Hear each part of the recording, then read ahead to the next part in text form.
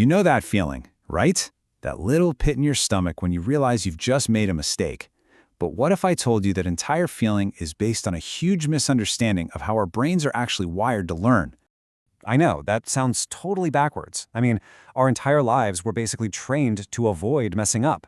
But some really interesting new research suggests that intentionally making mistakes could be one of the most powerful learning hacks you've ever come across. Okay, so before we dive into the technique itself, we kind of have to address why this idea feels so weird to us. Let's just be real. Errors have a massive PR problem. Think about it. The traditional view, whether it's in a classroom or at your job, is that an error is a bad thing. It's a sign you failed, that you didn't get it right. And this mindset is so deeply burned into our culture that we almost never stop to ask, is that actually true? But deep down, thinkers and scientists have known for a long time that there's another side to the story, and this quote just captures it perfectly. The idea that mistakes aren't roadblocks, they're actually the tools we use to carve the path to the right answer. They're not just steps, they're essential. So, if mistakes can be so useful, why does it feel so bad to make them? And why is it so hard to learn from them sometimes? Well, it turns out the environment we're in, the vibe of the room, plays a huge role. Researchers have a name for this, the error climate. An error climate is basically the collection of unwritten rules about what happens when somebody gets something wrong. Is it a 5-alarm fire? Or is it just a chance to learn something? The answer to that question, well, it changes absolutely everything. And this table really breaks it down for us. On one side, you've got the stuff that helps, the enablers. Things like getting support, talking openly about what went wrong, and working together to fix it. That creates what they call psychological safety. But on the other side, you have the barriers. Penalties, judgment, the constant pressure to be perfect. That stuff just slams the door on learning. And this isn't just some feel-good theory. It has a real impact. Studies have actually shown that when students are in a positive error climate, they feel way more connected to their teachers. And over time, they get much better at bouncing back from their own mistakes. The environment is everything. Okay, so being tolerant of mistakes is clearly a great first step. But what if we could go beyond just being okay with them? What if we could actually turn errors into a learning superpower? Could we, actively go looking for them? And this brings us to this really fascinating and kind of radical new strategy that just flips everything we thought we knew on its head. It's called deliberate erring. So here's the core idea. Instead of just writing down the correct fact when you're taking notes, you first write down a really common or believable wrong answer. Then you literally cross it out and write the right information right beside it. You are intentionally creating an error and then immediately fixing it. And this example shows you just how simple it is.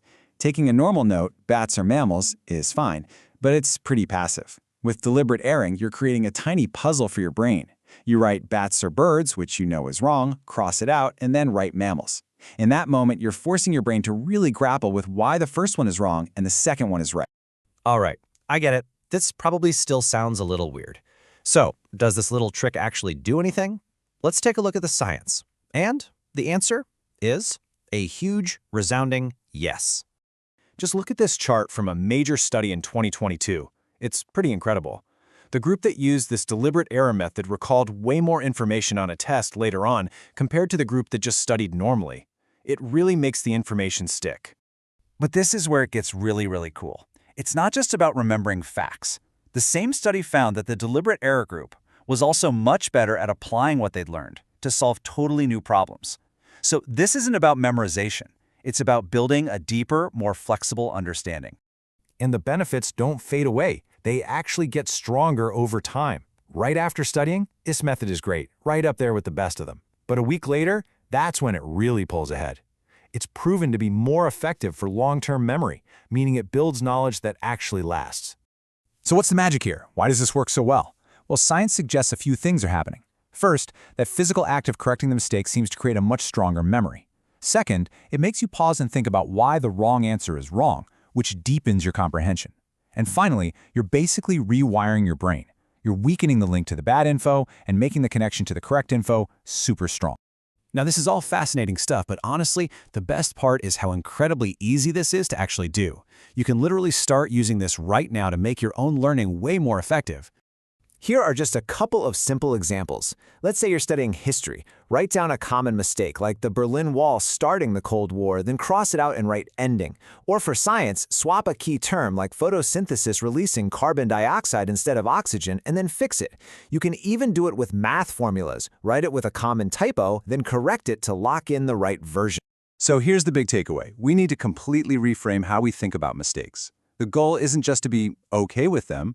The goal is to see them for what they really are, an incredibly powerful and mostly untapped tool for building real, lasting knowledge.